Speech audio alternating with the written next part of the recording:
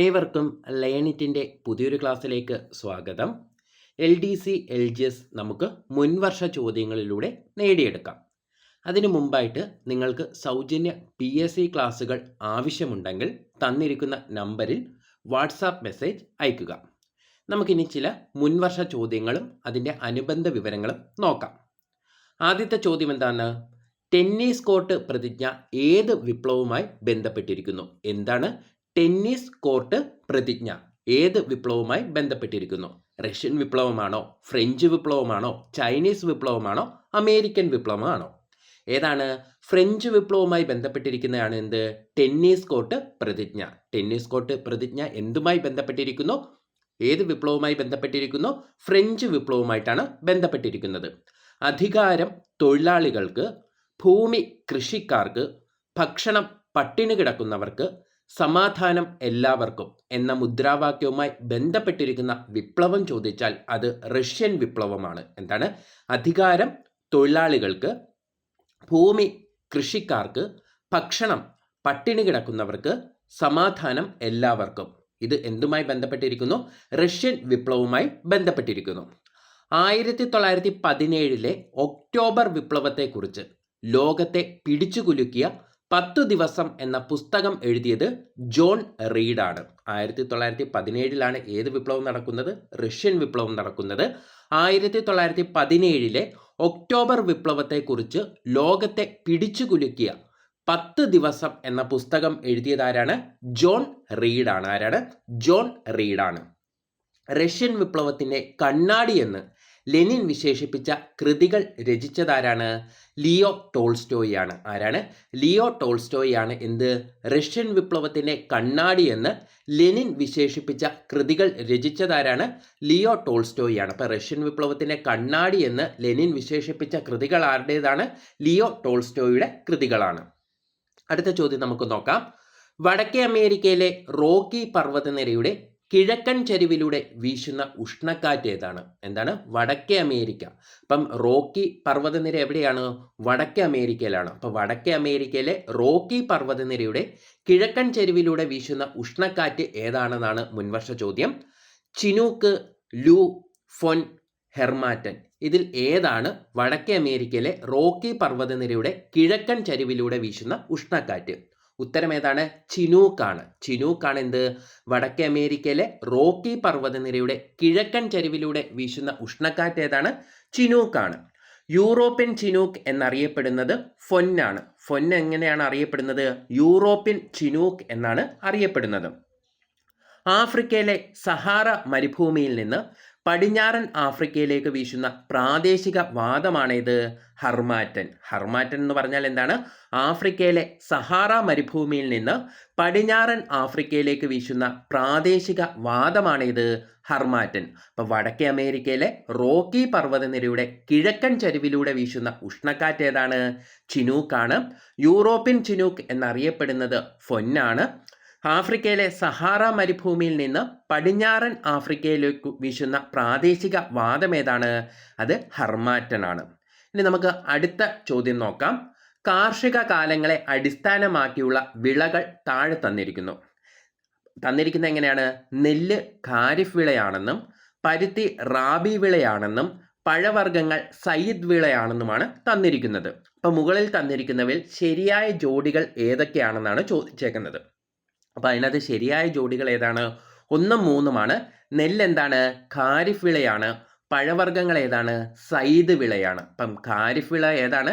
നെല്ലാണ്. പഴവർഗ്ഗങ്ങൾ ഏതാണ്? സയ്യിദ് വിളയാണ്. അപ്പം നമുക്ക് നോക്കാം ഖാരിഫ് വിളകൾ ഏതൊക്കെയാണ്. ഖാരിഫ് വിളകൾ ഏതൊക്കെയാണ്? ഇമ്പോർട്ടൻ്റ് ആണ്, അത് പഠിച്ചു വെക്കണം. എള്ള്, നെല്ല്, ചണം, ചോളം, റാഗി. ഏതൊക്കെയാണ്? എള്ള്, നെല്ല്, ചണം, ചോളം, റാഗി. എള്ള്, നെല്ല്, ചണം, ചോളം, റാഗി. കരിമ്പ്, പരുത്തി, ബജ്റ, ജോവർ.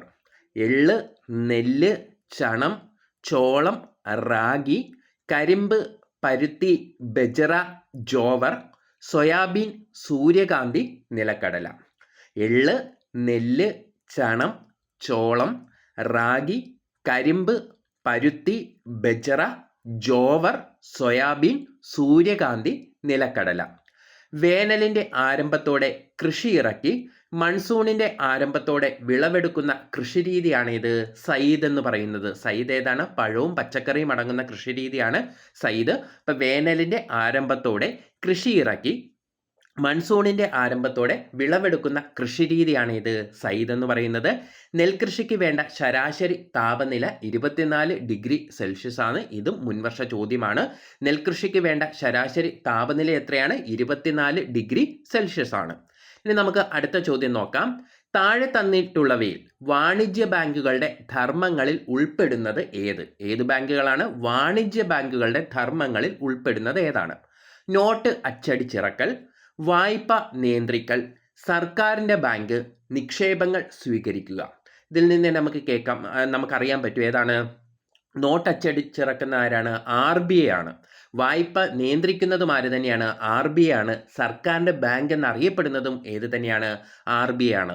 അപ്പോൾ വാണിജ്യ ബാങ്കുകളുടെ ധർമ്മങ്ങളിൽ ഇതിനകത്ത് പെടുന്നത് ഏതാണ്? നിക്ഷേപങ്ങൾ സ്വീകരിക്കുക എന്നതാണ് വാണിജ്യ ബാങ്കുകളുടെ ധർമ്മങ്ങളിൽ ഉൾപ്പെടുന്നത്. ബാങ്കിംഗ് നിയമനങ്ങൾക്ക് നിർമ്മിത ബുദ്ധി ഉപയോഗപ്പെടുത്തുന്ന ഇന്ത്യയിലെ ആദ്യ ബാങ്ക് ഏതാണ്? ഫെഡറൽ ബാങ്ക് ആണ്. അതുപോലെ തന്നെ ഇലക്ട്രോണിക് പാസ്ബുക്ക് തയ്യാറാക്കിയ ആദ്യ ബാങ്ക് ചോദിച്ചാൽ അതും ഏത് തന്നെയാണ്? ഫെഡറൽ ബാങ്ക് ആണ്. എന്നാൽ പേയ്മെന്റ് ബാങ്ക് എന്നറിയപ്പെടുന്നത് ഇന്ത്യയിലെ ആദ്യത്തെ പേയ്മെന്റ് ബാങ്ക് ചോദിച്ചാൽ അത് എയർടെലുമാണ്. അതും കൂടി ഒന്ന് ഓർത്തു വെക്കുക. അപ്പൊ ബാങ്കിംഗ് നിയമനങ്ങൾക്ക് നിർമ്മിത ബുദ്ധി ഉപയോഗപ്പെടുത്തുന്ന ഇന്ത്യയിലെ ആദ്യ ബാങ്ക് ഏതാണ്? ഫെഡറൽ ബാങ്ക് ആണ്. ഒരു ദിവസം തന്നെ ധാരാളം തവണ പണം നിക്ഷേപിക്കാനും പിൻവലിക്കുവാനും അവസരം നൽകുന്ന നിക്ഷേപമാണ് ഇത് പ്രചലിത നിക്ഷേപം. എന്താണ് പ്രചലിത നിക്ഷേപം എന്ന് പറഞ്ഞു കഴിഞ്ഞാൽ ഒരു ദിവസം തന്നെ ധാരാളം തവണ പണം നിക്ഷേപിക്കുവാനും പിൻവലിക്കുവാനും അവസരം നൽകുന്ന നിക്ഷേപമാണ് ഇത് പ്രചലിത നിക്ഷേപം. ഇനി നമുക്ക് അടുത്ത ചോദ്യം നോക്കാം. താഴെ തന്നിരിക്കുന്നവയിൽ ശരിയായ ജോഡി ഏതൊക്കെയാണ്? ഭിലായി ഒഡീഷ, റൂർക്കേല ഛത്തീസ്ഗഡ്, ദുർഗാപൂർ ബംഗാൾ, ബൊക്കാറോ എവിടെയാണ്? ജാർഖണ്ഡ്. ഇതിനകത്ത് തന്നിരിക്കുന്നവയിൽ ശരിയായ ജോഡി 3ഉം 4ഉമാണ്. ദുർഗാപൂർ എവിടെയാണ്? പശ്ചിമ ബംഗാളിലാണ്. ബൊക്കാറോ ചോദിച്ചു കഴിഞ്ഞാൽ ജാർഖണ്ഡാണ്. ഭിലായ് എവിടെയാണ്? ഛത്തീസ്ഗഡിലും. റൂർക്കേല എവിടെയാണ്? ഒഡീഷയിലുമാണ്. അത് തമ്മിൽ തിരിച്ചാണ് തന്നിരിക്കുന്നത്.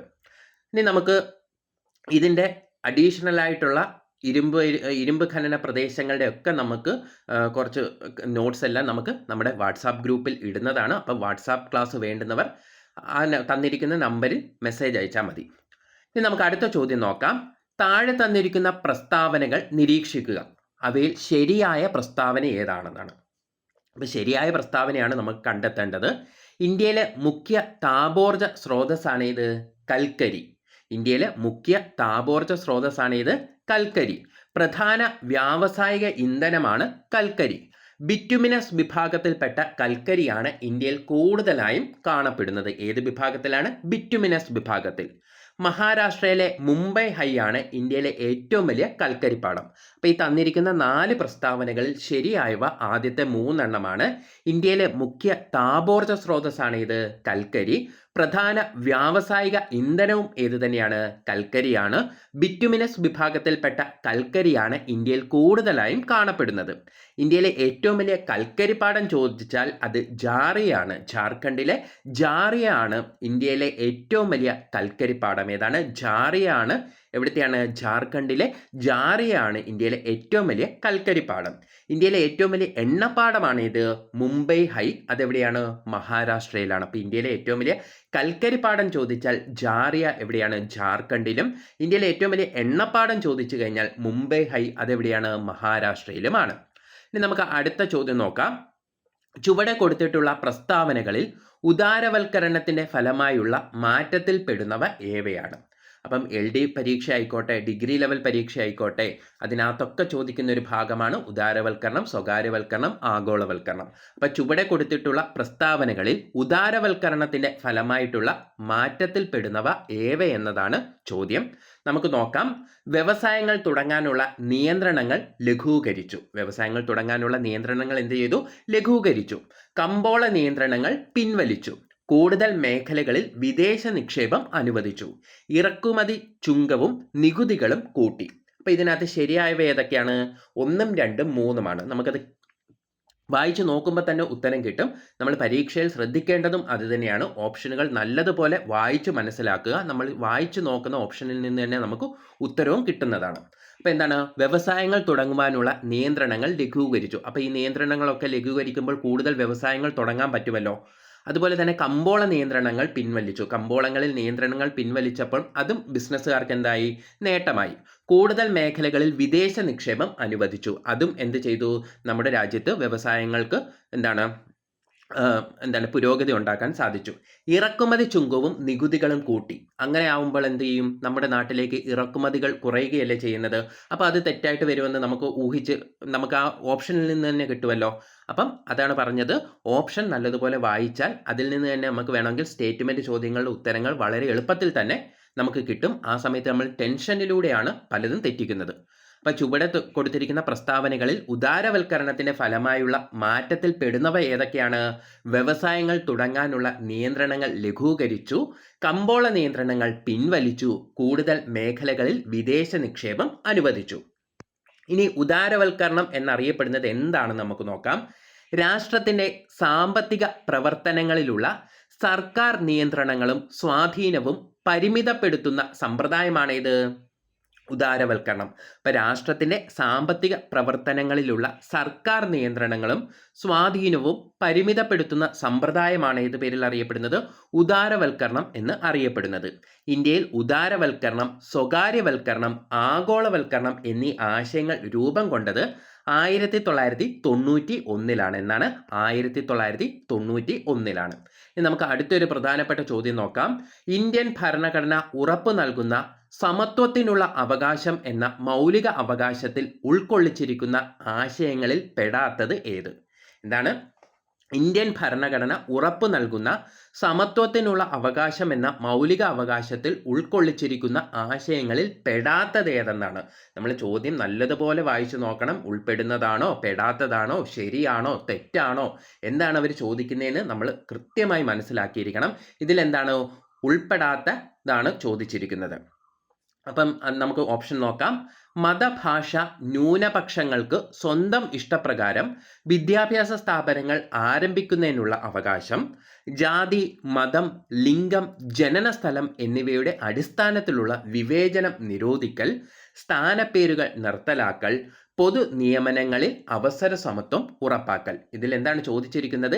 ഇന്ത്യൻ ഭരണഘടന ഉറപ്പു നൽകുന്ന സമത്വത്തിനുള്ള അവകാശം എന്ന മൗലിക അവകാശത്തിൽ ഉൾക്കൊള്ളിച്ചിരിക്കുന്ന ആശയങ്ങളിൽ പെടാത്തത് ഏതാണെന്നാണ് ചോദ്യം. അതിൻ്റെ ഉത്തരം എന്താണ്? മതഭാഷ ന്യൂനപക്ഷങ്ങൾക്ക് സ്വന്തം ഇഷ്ടപ്രകാരം വിദ്യാഭ്യാസ സ്ഥാപനങ്ങൾ ആരംഭിക്കുന്നതിനുള്ള അവകാശമാണ് ഇതിൽ ഉൾപ്പെട്ടിട്ടില്ലാത്തത്. അപ്പം എന്താണ്? സമത്വത്തിനുള്ള അവകാശത്തിൽ ഉൾപ്പെട്ടിട്ടുള്ളത് ഏതൊക്കെയാണ്? ജാതി, മതം, ലിംഗം, ജനനസ്ഥലം എന്നിവയുടെ അടിസ്ഥാനത്തിലുള്ള വിവേചനം നിരോധിക്കൽ, സ്ഥാനപ്പേരുകൾ നിർത്തലാക്കൽ, പൊതു നിയമനങ്ങളിൽ അവസര സമത്വം ഉറപ്പാക്കൽ. ഇനി നമുക്ക് അടുത്ത ചോദ്യം നോക്കാം. കേരള സ്റ്റേറ്റ് ഇലക്ഷൻ കമ്മീഷനുമായി ബന്ധപ്പെട്ട ശരിയായ പ്രസ്താവനകൾ ഏവ? എന്താണ്? കേരള സ്റ്റേറ്റ് ഇലക്ഷൻ കമ്മീഷനുമായി ബന്ധപ്പെട്ട ശരിയായ പ്രസ്താവനകൾ ഏത്? 1993 ഡിസംബർ 3 നിലവിൽ വന്നു എന്നാണ്. 1993 ഡിസംബർ 3 നിലവിൽ വന്നു. ഇന്ത്യൻ ഭരണഘടനയുടെ ആർട്ടിക്കിൾ 243 പ്രകാരമാണ് സ്റ്റേറ്റ് ഇലക്ഷൻ കമ്മീഷൻ സ്ഥാപിതമായത്. എന്താണ്? ഇന്ത്യൻ ഭരണഘടനയുടെ ആർട്ടിക്കിൾ 243 പ്രകാരമാണ് സ്റ്റേറ്റ് ഇലക്ഷൻ കമ്മീഷൻ സ്ഥാപിതമായത്. പഞ്ചായത്ത്, മുനിസിപ്പാലിറ്റി, കോർപ്പറേഷൻ തെരഞ്ഞെടുപ്പുകൾ നടത്തുക എന്നതാണ് കമ്മീഷന്റെ പ്രധാന ചുമതല. പഞ്ചായത്ത്, മുനിസിപ്പാലിറ്റി, കോർപ്പറേഷൻ തെരഞ്ഞെടുപ്പുകൾ നടത്തുക എന്നതാണ് കമ്മീഷന്റെ പ്രധാന ചുമതല. പഞ്ചായത്ത്, നിയമസഭാ മണ്ഡലം, കോർപ്പറേഷൻ, മുനിസിപ്പാലിറ്റി എന്നിവയുടെ അതിർത്തി നിർണയം സ്റ്റേറ്റ് ഇലക്ഷൻ കമ്മീഷന്റെ ചുമതലയാണ്. അപ്പം നമുക്കറിയാം ഇതിനകത്ത് ഏതായിരിക്കും തെറ്റായിട്ടുള്ളത്? അതിർത്തി നിർണയം. അതിർത്തി നിർണയം ആരുടെ ചുമതലയല്ല? സ്റ്റേറ്റ് ഇലക്ഷൻ കമ്മീഷന്റെ ചുമതലയല്ല. തെരഞ്ഞെടുപ്പുമായി ബന്ധപ്പെട്ട ചുമതലകളാണ് അവർക്കുള്ളത്. അപ്പോൾ ഇതിനകത്ത് ശരിയായ പ്രസ്താവന ഏതൊക്കെയാണ്? 1993 ഡിസംബർ 3 നിലവിൽ വരുന്നത്. ഇന്ത്യൻ ഭരണഘടനയുടെ ആർട്ടിക്കിൾ 243 പ്രകാരമാണ് സ്റ്റേറ്റ് ഇലക്ഷൻ കമ്മീഷൻ സ്ഥാപിതമായത്. പഞ്ചായത്ത്, മുനിസിപ്പാലിറ്റി, കോർപ്പറേഷൻ തെരഞ്ഞെടുപ്പുകൾ നടത്തുക എന്നതാണ് കമ്മീഷന്റെ പ്രധാന ചുമതല. സംസ്ഥാന ഇലക്ഷൻ കമ്മീഷണർ തൻ്റെ രാജിക്കത്ത് സമർപ്പിക്കേണ്ടത് ആർക്കാണ്? ഗവർണർക്കാണ്. ആർക്കാണ്? ഗവർണർക്കാണ് സംസ്ഥാന ഇലക്ഷൻ കമ്മീഷൻ തൻ്റെ രാജിക്കത്ത് സമർപ്പിക്കേണ്ടത്. നിലവിലെ സംസ്ഥാന ഇലക്ഷൻ കമ്മീഷൻ ആരാണ്? എ ഷാജഹാനാണ്. ആരാണ്? എ ഷാജഹാനാണ്. ഇനി നമുക്ക് അവസാനത്തെ ചോദ്യം നോക്കാം. ഇന്നത്തെ അവസാനത്തെ ചോദ്യമാണ് ഇത് നോക്കുന്നത്. കേരള ദുരന്ത നിവാരണ അതോറിറ്റിയുമായി ബന്ധപ്പെട്ട് തെറ്റായ പ്രസ്താവന അല്ലെങ്കിൽ പ്രസ്താവനകൾ ഏതാണ്? എന്താണ്? കേരള ദുരന്ത നിവാരണ അതോറിറ്റിയുമായി ബന്ധപ്പെട്ട തെറ്റായ പ്രസ്താവന അല്ലെങ്കിൽ പ്രസ്താവനകൾ ഏതൊക്കെയാണെന്നാണ് ചോദിക്കുന്നത്. 2005 ദുരന്ത നിവാരണ നിയമപ്രകാരം സ്ഥാപിച്ചു എന്നാണ്. 2005 ദുരന്ത നിവാരണ നിയമപ്രകാരം സ്ഥാപിച്ചു. സുരക്ഷായനം എന്നതാണ് ആപ്തവാക്യം. എന്താണ്? സുരക്ഷായനം എന്നതാണ് ആപ്തവാക്യം. ദുരന്ത നിവാരണ അതോറിറ്റിയുടെ ചെയർമാൻ ആരായിരിക്കും? മുഖ്യമന്ത്രിയാണെന്നാണ് പറഞ്ഞിരിക്കുന്നത്. അതുപോലെ തന്നെ 2008 മെയ് 4 ആണ് കേരളത്തിലെ ആദ്യത്തെ ദുരന്ത നിവാരണ അതോറിറ്റി നിലവിൽ വന്നത്. അപ്പൊ ഇതിനകത്ത് തെറ്റ് ഏതാണ്? നാലാമത്തെയാണ്. 2008 മെയ് 4 എന്ത് വന്നത്? കേരളത്തിലെ ആദ്യത്തെ ദുരന്ത നിവാരണ അതോറിറ്റി നിലവിൽ വന്നത്. അതാണ് അവിടുത്തെ തെറ്റ്. പകരം എന്നാണ്? 2007 മെയ് 4 കേരളത്തിലെ ആദ്യ ദുരന്ത നിവാരണ അതോറിറ്റി നിലവിൽ വന്നത്. കാരണം അവർ ഒരു വർഷം മാത്രമേ മാറ്റിയിട്ടുള്ളൂ. തൊട്ടടുത്ത വർഷമാക്കിയിട്ടുണ്ട്. ഡേറ്റ് അതേപോലെ തന്നിട്ടുണ്ട്. നമുക്ക് കൺഫ്യൂഷൻ അടിപ്പിക്കാൻ വേണ്ടിയാണ്. അപ്പം എന്താണ് ഇതിനകത്ത് ശരിയായ പ്രസ്താവനകൾ ഏതൊക്കെയാണ്? 2005 ദുരന്ത നിവാരണ നിയമപ്രകാരം സ്ഥാപിച്ചു. സുരക്ഷായനം എന്നതാണ് ആപ്തവാക്യം. ദുരന്ത നിവാരണ അതോറിറ്റിയുടെ ചെയർമാൻ എപ്പോഴും ആരായിരിക്കും? മുഖ്യമന്ത്രിയായിരിക്കും. ഇന്ത്യയിൽ ആദ്യമായി ദുരന്ത നിവാരണ അതോറിറ്റി സ്ഥാപിച്ച സംസ്ഥാനം ചോദിച്ചു കഴിഞ്ഞാൽ അത് കേരളമാണ്. ഇന്ത്യയിൽ ആദ്യമായി ദുരന്ത നിവാരണ അതോറിറ്റി സ്ഥാപിച്ച സംസ്ഥാനം ഏതാണ്? കേരളമാണ്.